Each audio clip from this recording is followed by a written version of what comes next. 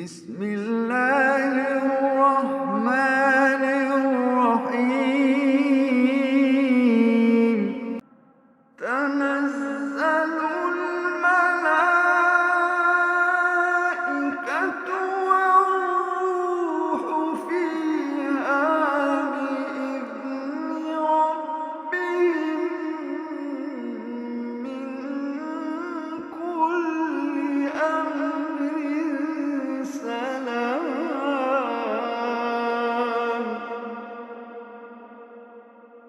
سلام هي حتى مطلع الفجر سلام هي حتى مطلع الفجر.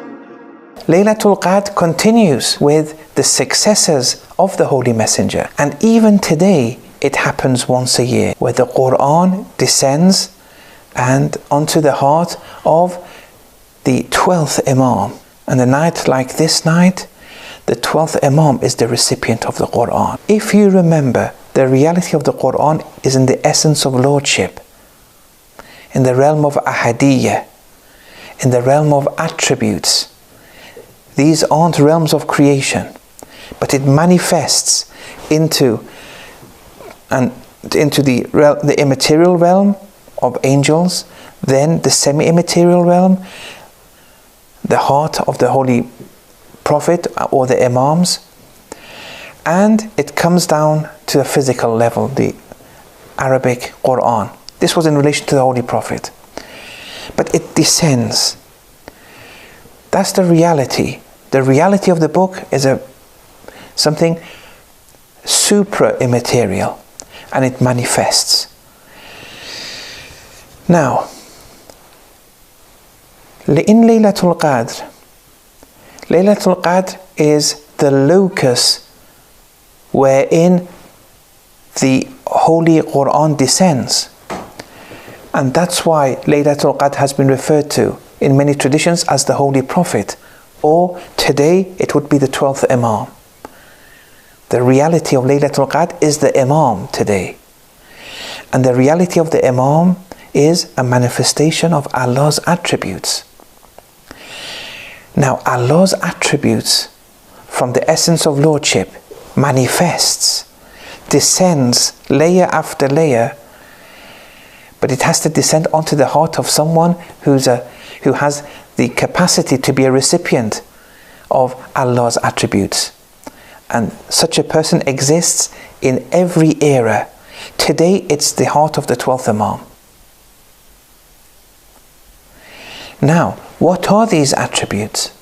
It's knowledge, which is descending, being manifested. It's sustenance, justice, and all other attributes are descending. With this descension upon the heart of the Holy Imam, the 12th Imam, since everything in the Qur'an, the knowledge of the Qur'an is from pre-eternity to post-eternity. For 1 year, because it happens once every year, so until the next descension in the next month of Ramadan, in this 1 year, with that which has descended upon the heart of the Prophet, which is the reality of Allah's attributes, into the heart of the Imam today, the Imam gains knowledge of everything that is to be determined in the next 1 year until the next descension of the Holy Book. So sustenance-wise, that which everyone, any creature is to be a recipient of, sustenance-wise, knowledge-wise, life-wise, death-wise, justice-wise. If they're meant to die, if they're meant to live, if they're meant to become ill, if they're determined to receive X amount of sustenance, if they're determined to receive X amount of knowledge, all these are determined. And the holy Imam receives all these determinations on the night of Qadr.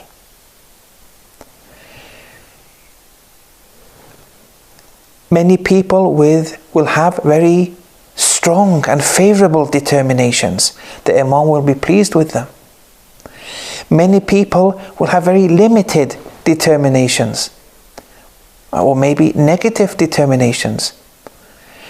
But how you lived the preceding year will have an effect on the capacity of determinations you will be assigned in the coming year. And how you act in this coming year will have an effect, direct or indirect, on the determinations you were to receive on the succeeding Laylatul Qadr nights in future years. It's all connected.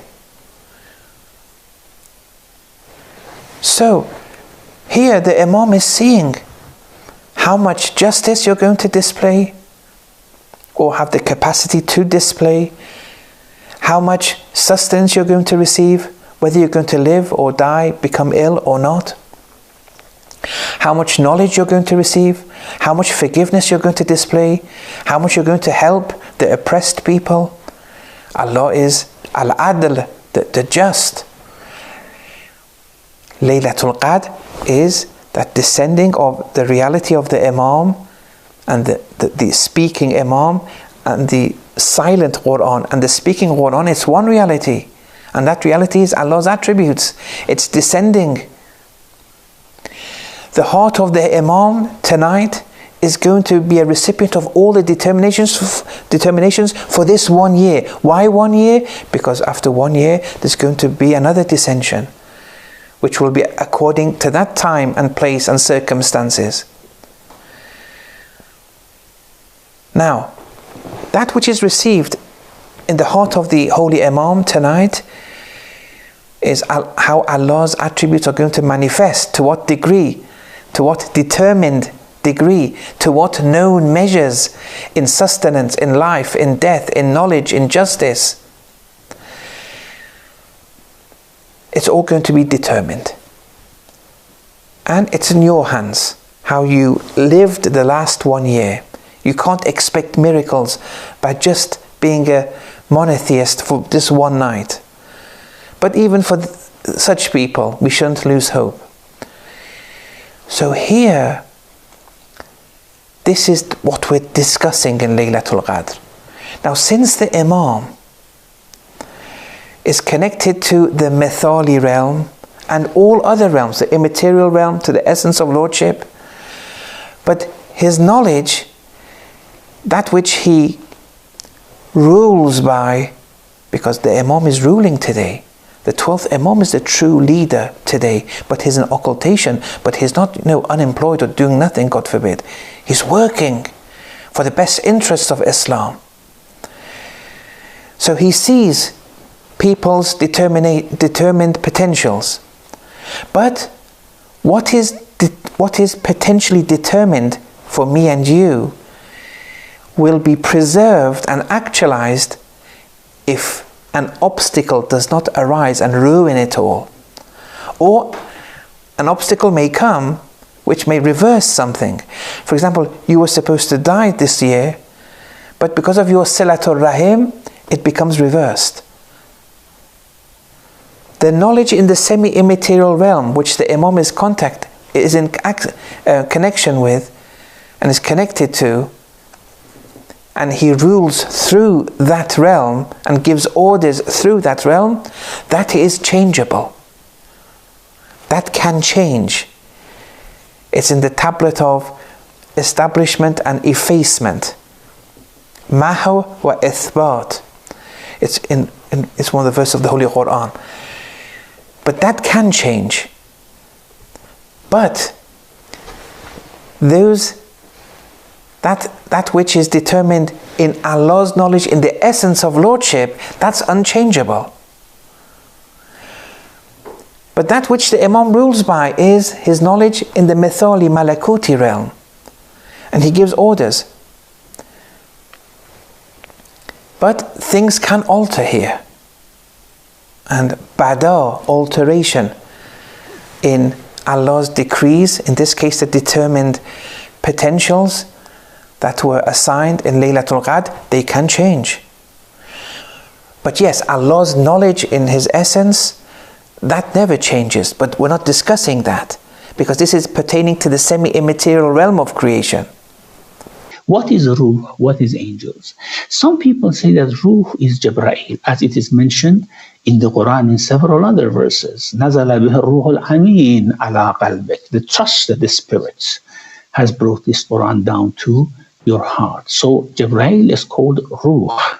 However, he is called ruh just as the Qur'an, for example, is called ruh. As our souls are called ruh as well. Anything which has a life beyond this material realm can be called ruh. So the angels are ruh, but in a different sense. We have one narration from Imam Ali alayhi salam that ruh is a higher creation, greater than angels. In a sense, the realm of ruh is a realm which manages the realm of angels, and the realm of angels is a realm that manages our realm, material realm. So even the ruh, which is the greatest, يَوْمَ يَقُومُ الرُّوحُ وَالْمَلَائِكَةُ صَفًّا, the day when ruh and angels stand in respect for Allah subhanahu wa ta'ala. If we say this ruh means Jibreel, and Jibreel was an angel, we may say that, okay, Jibreel is singled out because of his greatness and honor. But of course, what about Mikael? What about Israfil? These are archangels, not, of course, less honorable and less sizable than Jibreel. So ruh can be a different creation. It comes down as well on that night. Until the daybreak, until the Fajr, there is Salam in this night. Now, what does that mean? Bringing the commands is one thing. This Salam to be there, let me somehow classify different views which are mentioned about Salam. One meaning is that Salamun hiya hatta matla al-fajr, or تنزل الملائكة والروح فيها بإذن ربهم من كل أمر. Some say من كل أمر سلام هي حتى مطلع الفجر. They bring every command which is salam, which is somehow pure from evil, not mixed with illness, in a sense that they are short of giving the best benefit. All these commands come down, min kull amrin salam, and then it is until matla al-fajr. However, we know that, as we have in hadith, it is not only good things which are destined or decreed on Laylatul Qadr, even evil things. But by evil, I mean that those who have to meet evil, to meet this misfortune because of their acts, it is decreed on that night as well. So we cannot say that it means يقدر فيها إلا الصالم لا يقدر فيها إلا الصالم من الأمور. Only the commands which are free from harm are destined on this night. This is what some exegetes have said, and they say we do not stop on Amr when we are reciting. We say من كل أمر سلام هي حتى مطلع الفجر. Okay, this is one view. The other view is that when the angels come to the earth and they see the mu'mineen, they say salam to them. Salamun hiya hatta matla'il fajr.